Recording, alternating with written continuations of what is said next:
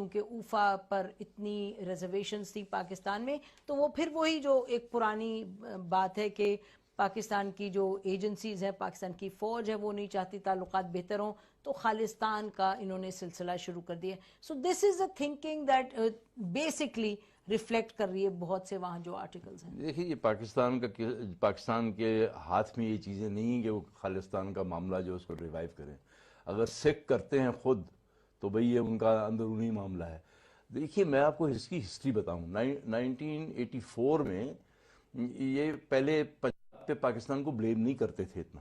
1984 میں مارچ میں مجھے نٹور سنگھ صاحب نے بلایا. آپ جب میں اس وقت نہیں ہائی کمشنر تو نہیں، 1984 میں کاؤنسلر منسٹر ان انڈیا. ہاں، تو ہمارے سفیر صاحب گئے ہوئے تھے، تو انہوں نے اتوار کے روز مجھے بلایا اور ایک اسٹیٹمنٹ پڑھا باقاعدہ کہ how Pakistan is interfering in the internal affairs of India, اور پنجاب میں انٹرفیئرنس کر رہے ہیں اور آپ لوگ بعد آ جائیں. اس کے 2 ہفتے کے بعد وہ بلو سٹار کا آپریشن ہوا. تو میرا مطلب ہے کہ یہ اس قسم کی یہ تیاریاں کرتے ہیں. سو مقصد یہ ہے کہ یہ ہندوستان میں میڈیا جو ہے زیادہ تر جو ان کو سرکاری بریفنگ ملتی ہے خاص کر کے پاکستان پہ، اس کو فالو کرتے ہیں. ہمارے یہاں یہ چیز نہیں ہے ویسے بات نہیں، بالکل نہیں، اور ہونی بھی نہیں چاہیے. مطلب ہم نے کرٹیسزم ہم بڑی اس کو صرف یہ چھان بین کرتے ہیں. میں 2 چیزوں کے، میں تو ایک بیک چینل کے بہت خلاف ہوں. میں سمجھتا ہوں کہ جو بات ہے وہ یعنی ٹریک 1 پہ ہی ہونی چاہیے. Foreign secretaries are competent to talk. اگر پولیٹیکل لیڈرشپ سمجھتی کہ بھئی فارن سیکرٹری سے لے کے تو یہ فارن منسٹرز کے لیول پہ کرنا چاہیے تو اس پہ کر لیں بے شک، مگر ٹاک سیریس ہونی چاہیے. بیک چینل کا دیکھیے ایک ہی کام ہوتا ہے، وہ یہ ہوتا ہے کہ بھی کہیں گڑبڑ ہو گئی، کہیں گاڑی رک گئی، تو بھئی اس کو آگے چلانے کے لیے back channel is not suppose to take up substantive issues. And it shouldn't be a substitute. دیکھیے وہ بیسکلی ہوتا ہے کہ یہ ایک ویو پرائم منسٹر کی ہے، ان کا جو بھی ویژن ہے، اور ایک وہ جو نیگوشیٹر جو بھی بیک چینل کا ہوتا ہے. یہ صحیح نہیں ہے. اب تک قوم کو نہیں پتا. اب ٹھیک ہے ویسے تو لوگوں کو پتا ہے، مگر آفیشلی تو نہیں بتایا گیا نا جی کہ مشرف صاحب کی حکومت میں کیا بات چیت ہوئی تھی ہندوستان. کبھی پارلیمنٹ میں اس کے اوپر اسٹیٹمنٹ دیا گیا ہے؟ نہیں. یعنی خورشید قصوری صاحب کی کتاب 1 مہینے میں آ رہی ہے، وہ کہہ رہے ہیں میں اس میں even he was my foreign minister, میرے دوست بھی ہیں، میں اس پہ کامنٹ نہیں کرنا چاہتا، مگر میں صرف یہ بتانا چاہ رہا ہوں کہ اس وقت کیا پوزیشن ہے. Does the Nawaz Sharif government accept جو پروگرس یا لیک آف پروگرس جو بھی کہہ لیں آپ مشرف صاحب کے زمانے میں ہوئی تھی؟ Do we accept that? نہیں، بٹ اس دیکھیں نا سر، سوال یہ ہے کہ کیونکہ ہندوستان تو یہ کہہ رہا ہے بھی اگر بات کرنی تو وہاں سے شروع کرو. Are we ready to do that? یعنی ہماری حکومت نے اس چیز کے کوئی فیصلہ کیا ہوا ہے؟ پارلیمنٹ میں کوئی اسٹیٹمنٹ دیا ہوا ہے؟ یہاں گورنمنٹ نے تو آج تک کوئی اسٹیٹمنٹ نہیں دیا. اور آج تو آپ ہمارے فارن سیکرٹری نے اسٹیٹمنٹ دیا ہے کہ یہ ہندوستان ٹاکس کے بارے میں سیریس نہیں ہے کشمیر کے اوپر. تو پھر کیا بات ہوگی آپ؟ ہم وہ جہاں تک جنرل مشرف کے 4 پوائنٹس کا تعلق ہے، this is a very categorical statement by Aizaz Chaudhry today. انہوں نے کہا ہے کہ ہمیں اندازہ ہے کہ ہندوستان کشمیر کے معاملے میں سیریس بات نہیں کرنا چاہتے. حالانکہ سرتاج عزیز صاحب نے کل کی اسٹیٹمنٹ میں شاید انہوں نے کہا ہے کہ کشمیر پر ہر صورت بات ہوگی جب نیشنل بے شک 10 دفعہ کہیں سرتاج عزیز صاحب. سوال یہ ہے کہ جن سے آپ نے بات کرنی آیا وہ سیریس ہیں، وہ آپ کی بات سننے کو تیار ہیں، وہ سبسٹینٹیو جسے کہتے ہیں نا are they ready to negotiate on Kashmir.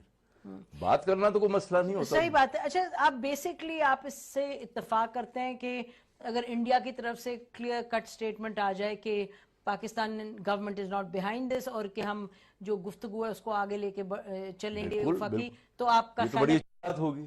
This will show کہ بھئی they are serious to continue dialogue جس پہ وہ جو اوفا میں جو اگریمنٹ ہوا تھا. بہت شکریہ. جی بہت بہت شکریہ ہمیں جوائن کرنے کا جاز کھوکھر صاحب. ناظرین ہم بریک لیتے ہیں، بریک کے بعد اس گفتگو کو جاری رکھیں گے، پروگرام کو جاری رکھیں گے، اور بات ہم کریں گے جو I-11 کچی آبادی کا آپریشن ہے. اسٹے ود اس.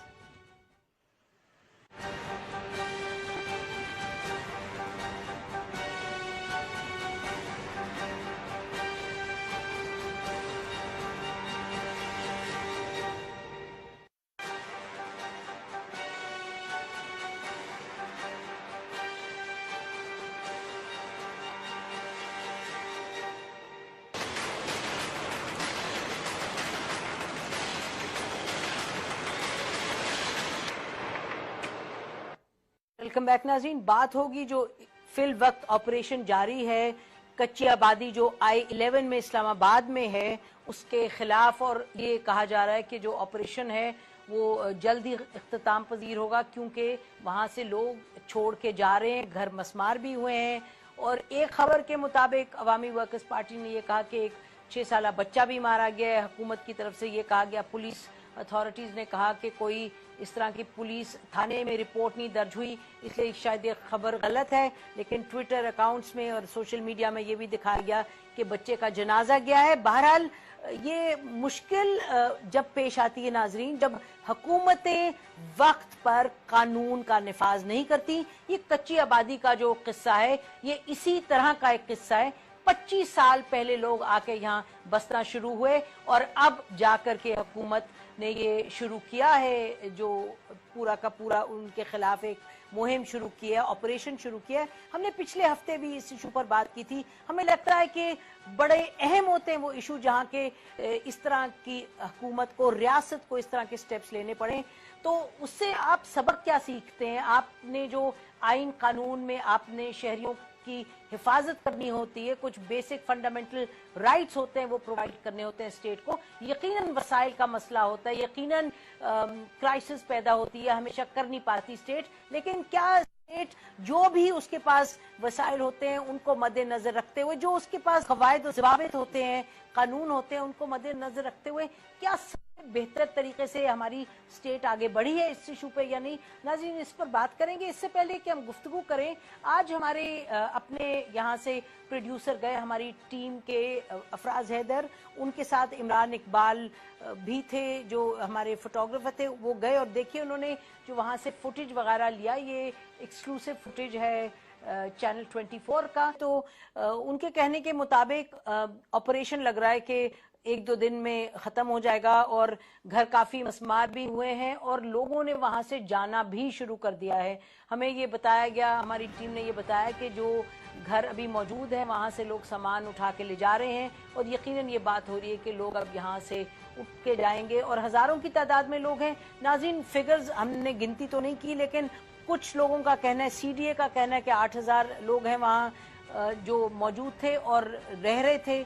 और जो अवामी वर्कर्स पार्टी है, वो पार्टी जिसके बारे में कहा जाएगा तो दुरुस्त होगा कि उन्होंने इस इशू को सामने कौम के सामने लेके आए और उन्होंने उसको कवर किया। वो गए, बिल्कुल एक बड़ी सॉलिडारिटी जो थी वो उन्होंने दिखाई और इशू को उठाया। उसके बाद हमने देखा कि अवामी नेशनल पार्टी के भी लीडरशिप है वो भी वहाँ गई, अफजल साहब गए, मियाँ इफ्तिखार हुसैन साहब आए, वो भी वहाँ गए। तो और हमने ये भी देखा कि PTI की तरफ से कहा गया कि ये इंसानी एक मामला है और इनको कहीं और जगह देनी चाहिए। लेकिन बहरहाल बात करते हैं नाज़रीन, हमारे साथ आज फिर मौजूद हैं member environment CDA Syed Mustafa Kazmi साहब। ये पिछले मरतबा भी हमारे पास आए थे और CDA का मौक़िफ़ बयान किया था। और आज हमने दावत दी अफसर साहब खटक साहब को, लीडर अवामी नेशनल पार्टी के हैं और खटक साहब human rights commission of Pakistan के भी चेयरमैन रह चुके हैं और इंसानी हकूक पर भी ये बहुत बात करते रहते हैं और इस इशू पे ये खुद भी वहां गए उस कच्ची आबादी में। बहुत शुक्रिया आप दोनों का प्रोग्राम में आने का। खटक साहब, ये बताइएगा कि कानून का तो निफाज होना चाहिए। CDA का मौक़िफ़ है कि प्लॉट्स लोगों को बेच दिए गए हैं और ये लोग आके वहां बस गए हैं, तो जो हकदार हैं जिन्होंने पे किया ये प्लॉट्स के लिए, उनको तो मिलने चाहिए। जी बिल्कुल, कोई इसे इख्तिलाफ नहीं करेगा कि कानून पर अमल दरामद होना चाहिए, बिल्कुल होना चाहिए। लेकिन इसमें 2-3 चीज़ें मैं अर्ज करना चाहूँगी। जैसे आपने शुरू में फरमाया कि ये कोई एक दिन की बात नहीं है कि कल लोग आए थे और आज ये इनको हटा रहे हैं। 20-25 साल लोग रहने लगते हैं। परिंदे भी अगर इतनी देर यहाँ आए तो उनकी कुछ हक पे बन जाएगा। दूसरी बात ये कि ये भी बहुत एक गलत तस्वीर देने की कोशिश, इसको बार बार कही अफगान आबादी है, अफगान आबादी है, अफगान आबादी। उस दिन मैं गया, मुझे एक अफगान नहीं मिला उसमें, सारे हमारे फाटा के ज़्यादातर लोग थे और कुछ ऐसे ज़िलों के जो ट्रबल्ड इलाके हैं। इसको ज़रा ये देखना चाहिए कि खैर अफसर लोग हैं वो तो अपने तौर पे बात करेंगे, लेकिन जो पॉलिटिकल लीडरशिप है उसको देखना चाहिए कि बहुत बड़ी डिसलोकेशन हुई है पाकिस्तान में, शुमाली पाकिस्तान में, और हमारे सूबे से, फाटा से बहुत सारे लोग पंजाब की तरफ आए हैं और बड़ी पैमाने पे आए हैं। अब इसको ये कि अफगान के नाम पे सबको, यानी जिनके पास शनाख्ती कार्ड हैं वगैरह, सबको कहा जा रहा है कि आप यहाँ से निकल जाएं।